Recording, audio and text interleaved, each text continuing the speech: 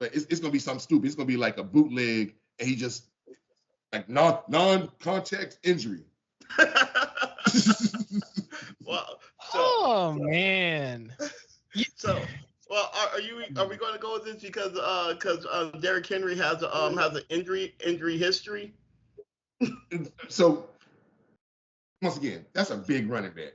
Yeah. Yes. Eventually, you don't even being that big, you don't want to get hit like that all the time. And you have to have 5-6 people on him. And something's gonna get rolled up on. A rib's gonna get cracked. A collarbone's something's gonna happen.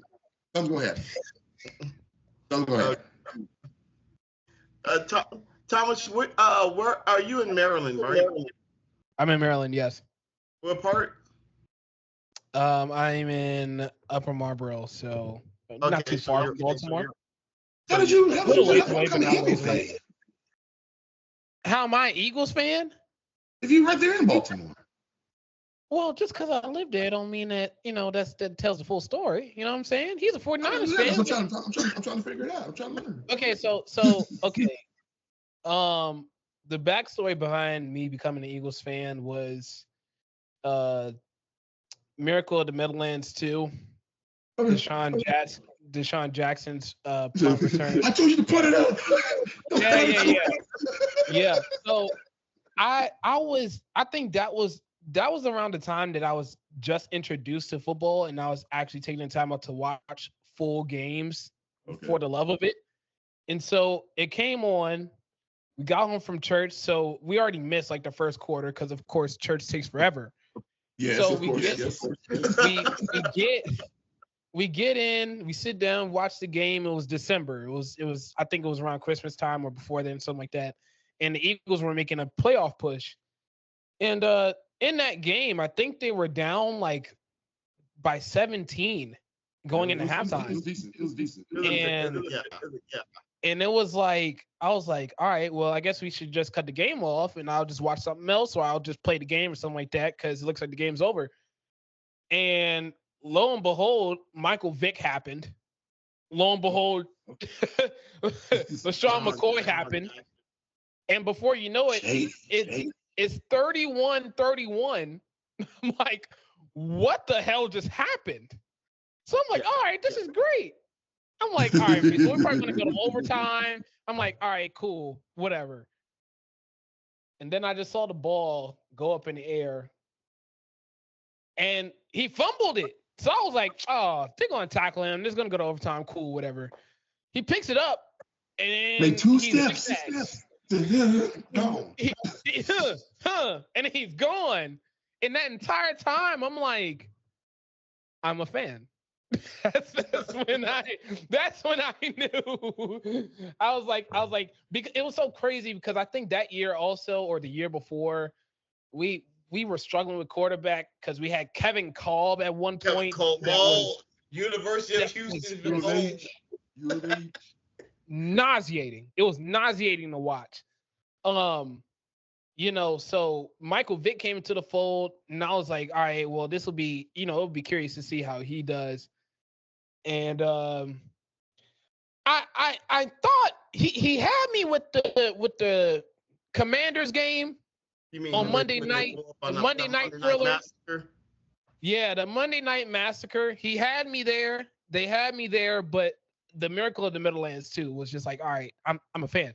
That was the cherry on top. Have you seen anything prettier than when Michael Vick had that drop back pass, launched it 70 yards to the shot?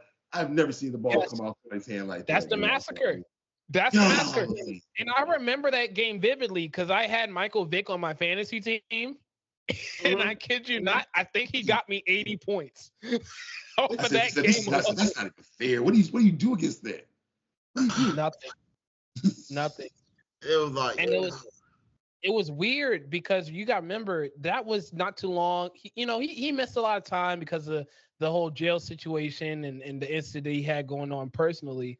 Yeah. So seeing him out there on the field, it was always like a question mark of how he was actually going to perform and how well he was going to do, especially on a different team.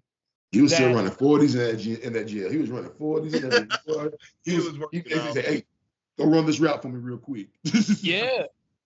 Yeah, so so it was always a question mark of how he was going to do once he got to Philly. Andy Reid has a certain way of setting up his offenses, a lot of different, formations that get wide receivers in motion and things of that nature.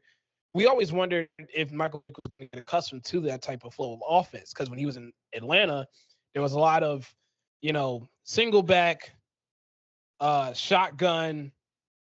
Oh, Michael Vick's on the field. I'm gonna just let him do what he wants and see how far he takes us. So he went from that to actually going to a system to where it was going to cater to his talents, but he had to utilize everybody around him for it to work. Yeah. And the fact that it was able to work for as long as it did was impressive to me. It was impressive to me because Michael Vick had to change his game.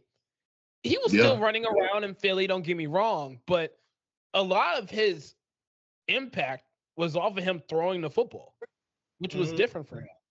So, just seeing that and watching that, for that spell of time was just like, okay, yeah, this is pretty cool. You won me over. Yeah, you won me over now. I'm good. So that's how I became a fan. All right. It's one of the best films in the world. Hey, Rich, I know you remember old Kevin Cole. I remember watching him over there at University of Houston. Man. I remember how. I mean, it's crazy how good you can be, like in college, and then just be boo boo. Oh. I mean, straight up, just shit the bed. It's crazy. I mean, it was like I remember watching because I remember when he I think it was his junior year.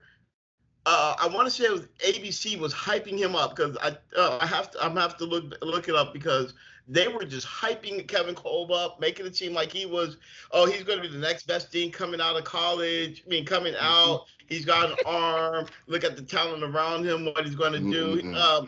They were predicting it, and I remember that he had a good game. So when Philly took him, to sit behind Donovan McNabb, I'm like, okay, cool. But that was around that time they were really thinking about running Donovan out. That was the time they wanted to run Donovan out. Donovan should have had one. Because it was like they couldn't wait to put Kevin in, for Donovan. I'm thinking that's messed up. Donovan, whether you like it or not, this is the guy. This should be your guy. He is your franchise quarterback. Don't run him out. Right. Hey, what happens if T.O. never gets the high ankle sprain? I say that they win the Super Bowl. I agree. Shoot, he was doing damage with yeah, but it wasn't 100% T.O. Yeah. Oh, I know. 5% T.O. I know. I mean, I just think the McNabb run in general was very polarizing because you have one crowd that's like, oh, well, he's like one of the best Eagles quarterbacks of all time. And then you have this other crowd that's like, he is some shit. He sucks. So for me, because of the time that I watched him, I kind of like fall towards the left side. Not that he was like the greatest, but it was like, well, every time I saw him play, it wasn't like he was the reason why we lost. Of course, he threw a couple of interceptions here and there that was like, what the fuck are you doing? But other than that, it was like, oh, all right, McNabb had a pretty good game. I can say that every single time that I watched him play. But, if you talk to anybody that, especially in the early 2000s, the T.O. years, they'll tell you that watching McNabb sometimes was head scratching, because as much as he was so caught up in making sure that he made the right pass, sometimes he was overthinking it, which led to the multiple interceptions. So of course, when he has a teammate like T.O., to where T.O.'s like, it really shouldn't be this complicated. Just throw me the ball. Yeah, just throw it up. I'll get it. I'll go get it. Yeah, don't worry about it. I'll get it. And he made that complicated. I think that is kind of what started the divide over the years with McNabb. Because that's Tony Romo. That's Tony Romo. But you know what I'm saying? Like that's what started the divide. Because it was like after after you started seeing that. All right, so y'all been putting up top 5 numbers all year long, beating the brakes off of playoff teams. Then you get to the Super Bowl, and now you're like trying to figure out how to complete a pass. He's the one that's hurt, not you. You know what I'm saying? So it was always that divide from there on out. Like, how are we supposed to actually view you? And especially in the same time frame that Tom Brady, Peyton Manning, say whatever you want, but Eli was in that conversation during that time. Okay. Philip Rivers was doing his thing. Drew Brees. Okay. And Roethlisberger. So during that time frame, everybody's trying to figure out who's really the top guys. We already knew about Peyton Manning. We already knew about Tom Brady. We knew that was the top of the top. But after that, it was like we had to watch you week to week to see where you fit amongst everybody else. And it was always like McNabb was always the odd man out. Drew Brees has 4 touchdowns. Philip Rivers had 400 yards. Ben Roethlisberger had 4 touchdowns. And you know what I'm saying? Like, it was like McNabb was always the odd man out. And it wasn't because of the team around him. It was because of him. Yeah.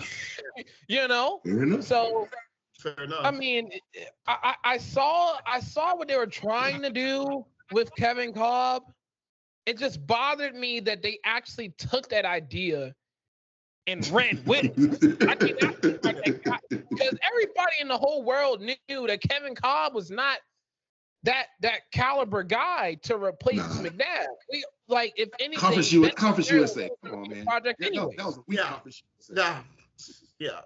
It's like that was one of those head scratchers. Like, it's like they were pushing him, and then they signed Michael Vick. And I remember when they got Michael Vick, me and my boy Rashad, we talked about it, and I'm feeling this Michael Vick thing coming back. He's been away for 2 years. He hasn't proved that he's a pocket presence. He's just more of a scrambler. He made Algie Crumpler, a Pro Bowler. Yep. So you're trying to make him. You're having him come into an Andy Reid system. How's this going to fare? And lo and behold, they proved me wrong because Andy Reid made him a quarterback. And just like what you're saying, Thomas, he had to learn how to play within there. I'll say I watched the way how he stepped back. He didn't step back just one read go. He stepped back, looked off his reads, looked at his reads, was decisive with the ball. He knew when to take off. He didn't let the defense. He dictated the game, and it's a shame that he couldn't bring Philly a Super Bowl because the way how they looked at those years, they look dynamic. They're scary looking, man. Yeah. That's all the credit I'm going to give Philly because, like I wrote, and you read that article I wrote, that is an unsung rivalry nobody ever talks about. The 49ers and the Eagles do have a rivalry nobody ever talks about. Yes. And I didn't think about it until after that game, until after last year's game. I'm like, hey, they do have a rivalry nobody ever talks about. But